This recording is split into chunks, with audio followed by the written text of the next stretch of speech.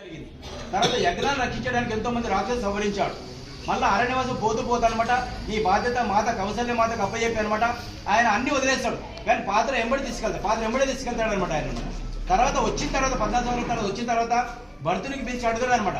మన రాజ్యంలో ప్రజలంతా సుఖశాంతితో ఉన్నారని అడగలేదు, అందరూ వైదిక ధర్మాన్ని ఆచరిస్తున్నారా అని అడిగాడు అనమాట.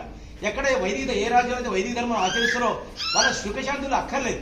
గోసంపద కానీ, వ్యవసాయం కానీ, ప్రజల ఆరోగ్యం కానీ అన్ని సుభిక్షంగా ఉంటాయని చెప్పి దాని అర్థం అనమాట. మేము చిన్నప్పుడు ఒక డాక్టర్ రమ్మని సైకిల్ మీద తిరిగేది, పేషెంట్లు ఎక్కడున్నారా అని. ఈ రోజు ప్రతి గల్లీకి హాస్పిటల్ దొరుకుతుంది, ప్రతి గల్లీకి హాస్పిటల్. ఎక్కడ పోయిన హాస్పిటల్ అంటే ఎన్ని బీమాలు పెరిగిపోయినాయి, ఎందుకు పెరిగిపోయినాయి?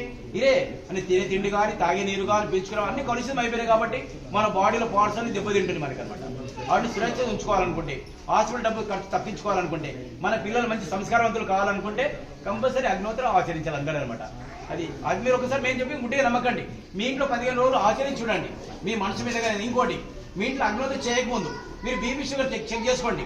తర్వాత అగ్నిహోత్రం అయినా 30 నిమిషాల తర్వాత మళ్ళీ చెక్ చేసుకోండి. మీకు ఒక పరివర్తన ఎలా వస్తుందో చూడండి అనమాట. అలా ఉంటే కంటిన్యూ రెగ్యులర్ చేయండి, లేకుంటే లేదనమాట. దీని మీద అనమాట మీ బీపీ షుగర్ కానీ, బీమాలు కానీ అన్ని కంట్రోల్లో ఉంటాయి. మీరు ఇంతకుముందు నీమ్స్ డైరెక్టర్ అన్నమాట కాకర సుబ్బారావు ఉంటే అందరికీ తెలుసు. కాకర సుబ్బారావు ఆయన చాలా మంది పేషెంట్లు చెప్పేవాడు, బాబు నీకు ఏదైతే వ్యాధి వచ్చిందో ఈ వ్యాధి తగ్గడానికి టైం పడుతుంది, కానీ మీరు అగ్నిహోత్రం చేసుకుంటూ ఈ మందులు వాడారనుకోండి మీకు అతి తొందరలో అనమాట మీ వ్యాధి తగ్గిపోతుందని చెప్పేవాడు డాక్టర్ కూడా, కాకర సుబ్బారావు కూడా అనమాట. అనేక మంది డాక్టర్స్ ఉన్నారు, ఇంజనీర్స్ ఉన్నారు, సైంటిస్టులు అందరూ ఆచరిస్తున్నారు. ఈరోజు మనం మర్చిపోయాము కాబట్టి దీన్ని తెలియజేయడం జరుగుతుంది అనమాట. ఇది అగ్నిహోత్ర చాలా మన కరపతలు అన్నీ ఉండొచ్చు, చదువుడు ఇవ్వచ్చు, కొనాలని చదువుడు ఇవ్వచ్చు. చూడండి మీరు ఎప్పుడు చేయాలనుకున్నా కానీ ఇక్కడ సంతోష్ గారు కానీ మనం వాళ్ళకు అడగవచ్చు.